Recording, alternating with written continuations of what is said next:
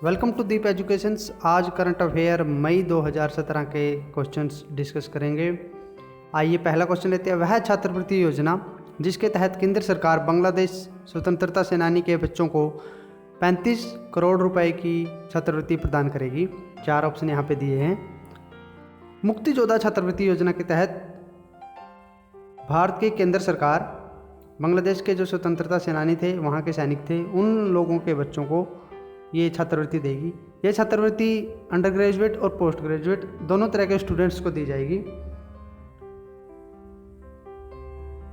3 मई 2017 को परमवीर चक्र विजेता सैनिकों के सम्मान में विद्यावीरता अभियान प्रारंभ करने वाला केंद्रीय मंत्रालय कौन सा है? मानव संसाधन मंत्रालय ने, जिसके मंत्री हैं प्रकाश जावड़ेकर, उसने ये विद्यावीरता अभियान की शुरुआत की है।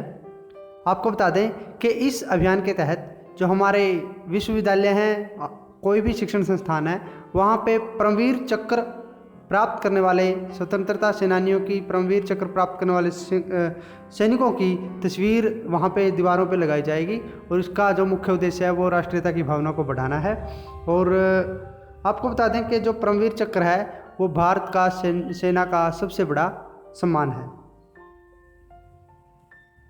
केंद्रीय दूरसंचार विभाग द्वारा प्रारंभ वेब पोर्टल जो मोबाइल टावरों की रेडिएशन से संबंधित जानकारी उपलब्ध कराएगा वो कौन सा है? तरंग संचार वेब पोर्टल है जो रेडिएशन टावर से निकलता है। उन रेडिएशन की जो मेजरमेंट है, उस रेडिएशन के बारे में बताने के लिए जो हमारी आईटी मिनिस्ट्री है, संचार मिनिस्ट्री है, उसने ये वेब पोर्टल लॉन्च किया है हाल ही में। और ये वेब पोर्टल किसी ने सुप्रीम कोर्ट के अंदर केस कर दिया था कि टावर से हानिकारक रेडिएशंस निकलती है, जिससे यहाँ आसपास के इलाके में रहने वाले लोगों को खतरा होता है। तो उस हर एक टावर की जानकारी इस वेब पोर्टल के ऊपर प्रोवाइड करवाई जाएगी।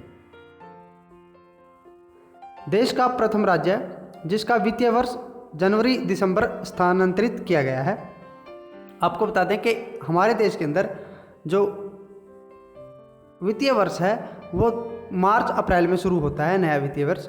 लेकिन हाल ही में मध्य प्रदेश की सरकार ने वित्तीय वर्ष जनवरी दिसंबर शुरू किया है और ये 2018 से लागू होगा। वह समिति जिसकी सिफारिशों पर केंद्र सरकार ने व्यावसायिक शिक्षा और प्रशिक्षण प्रणाली की चुनौतियों पर आधारित सुझाव आमंत्रित किए हैं, शारदा प्रसाद कमेटी ने ये सुझाव दिए हैं। और इसका जो शारदा प्रसाद कमेटी का जो संबंध है वो है राष्ट्रीय कौशल विकास से। और इसका जो राष्ट्रीय कौशल विकास जो युवाओं में कुशलता लाने के लिए ये जो शुरू की है शारदा प्रसाद कमेटी, उसकी सिफारिशें केंद्र सरकार ने हाल ही में ली थी। एक्सप्रेस वाईफाई का संबंध किस अंतर्राष्ट्रीय कंपनी से है?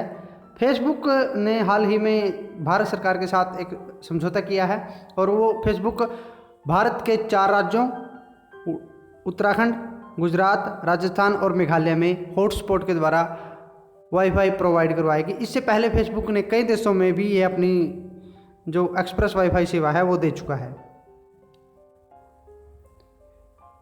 केंद्रीय शहरी विकास मंत्रालय द्वारा स्वच्छ सर्वेक्षण 2017 में देश में सबसे स्वच्छ शहर का दर्जा किस शहर को दिया है? हाल ही में भारत के मध्य प्रदेश के इंदौर शहर को सबसे स्वच्छ शहर का दर्जा दिया है। इंदौर के बाद क्रमशः हैं मध्य प्रदेश की राजधानी भोपाल और विशाखापट्टनम। दूसरे और तीसरे स्थान पे भोपाल और विशाखापट्टनम है। और गोंडा डिस्ट्रिक्ट जो उत्तर प्रदेश में है वो सबसे गंदा शहर पाया है। और ये जो स्वच्छ सर्वेक्षण 2017 है ये स्वच्छ भारत अभियान के तहत केंद्रीय मंत्रालय के द्वारा किया गया था। वह अधिनियम जिसके तहत चंडीगढ़ में एक अलग उच्च न्यायालय की स्थापना हेतु हरियाणा विधानसभा द्वारा अनुमोदन संसद में भेजा गया है। आपको बता दें कि हरियाणा और पंजाब 1 नवंबर 1966 से पहले एक ही थे, लेकिन 1 नवंबर 1966 में हरियाणा पंजाब से अलग हुआ और हरियाणा और पंजाब की जो हाई कोर्ट है वो एक ही है चंडीगढ़ के अंदर।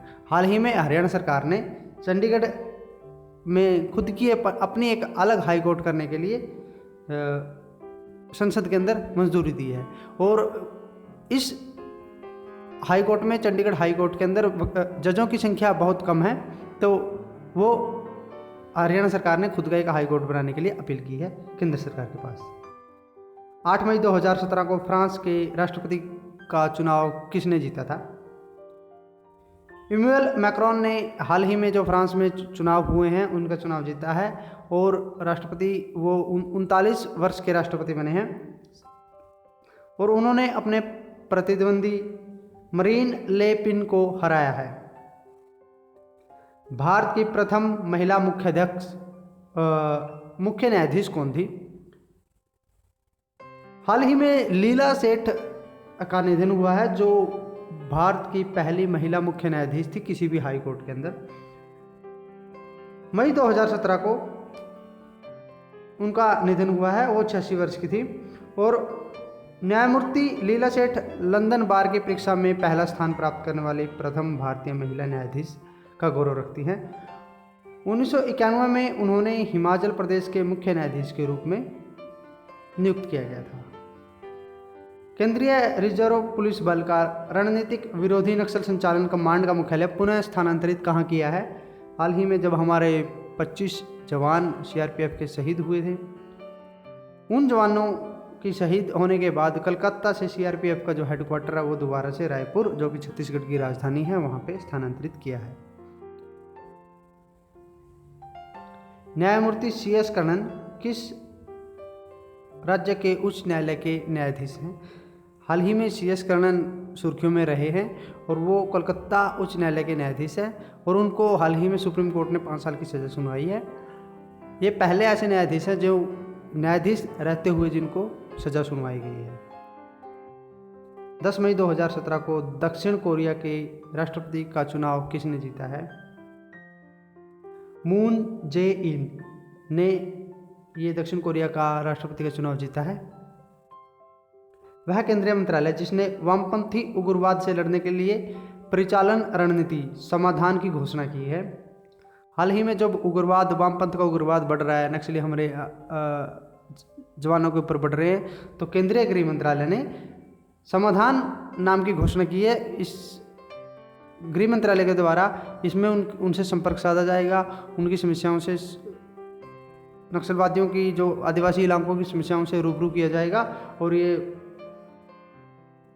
समाधान केंद्रीय मंत्रालय के द्वारा ये चलाया गया है। 11 मई 2017 को केंद्रीय रक्षा मंत्रालय ने रक्षा सचिव के रूप में किसी नियुक्ति के लिए प्रस्ताव भेजा है। संजय मिश्रा, जो कि 1982 के पश्चिम बंगाल कैडर के IAS अधिकारी हैं। संजय मिश्रा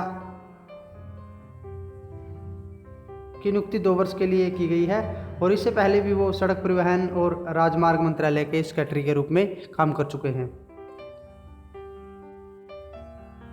अंटार्कटिका पर भारत का नवीनतम अनुसंधान केंद्र कौन सा है?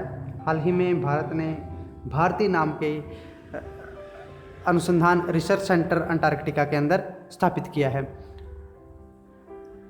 चैनल को सब्सक्राइब कीजिए, क्योंकि सब्सक्राइब करने के बाद ही आपको हमारी अगली वीडियोज़ की नोटिफिकेशन मिलेगी।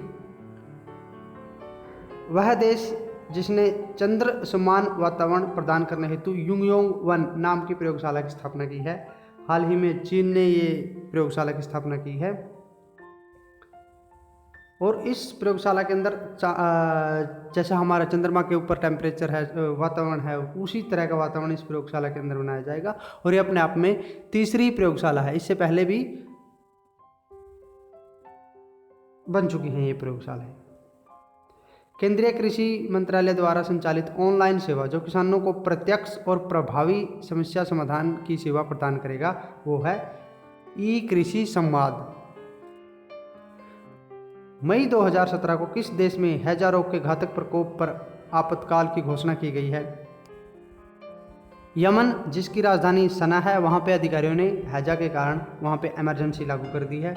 आपको बता दें कि यमन जो है वो अरब प्रायद्वीप का सबसे गरीब देश है और जहाँ पे ईरान के समर्थक हैथ और सऊदी समर्थित सरकार के बीच में युद्ध का संघर्ष चल रहा है और वहाँ पे बहुत ज़्यादा विनाश हो रहा है यमन के अंदर। फोर्ब्स ग्लोबल गेम चेंजर्स की सूची में प्रथम स्थान किसका है? फोर्ब्स ग्लोबल गेम चेंजर्स की अभी लिस्ट जारी की गई है, जिसमें रिलायंस इंडस्ट्रीज के मालिक मुकेश अंबानी को पहला स्थान मिला है। ये गेम चेंजर्स की जो सूची है ये उन लोगों की सूची बनाई जाती है जिन लोगों ने अपने समाज में अपने कस्टमर की जो है लोगों के जीवन को स्तर को ऊंचा करने के लिए, लोगों के जीवन स्तर में चेंज करने के लिए कुछ कंट्रीब्यूट किया हो। तो मुकेश अंबानी को ये पहला स्थान मिला है क्योंकि जियो की लॉन्चिंग के बाद इंडिया के अंदर उन लोगों ने इंटरनेट की जो सेवा है वो बहुत ऊंचे लेवल तक लेके गए हैं। भारत की प्रथम महिला पर्वतारोही जिन्होंने 4 बार माउंट एवरेस्ट पर पहुंचने का इतिहास बनाया है।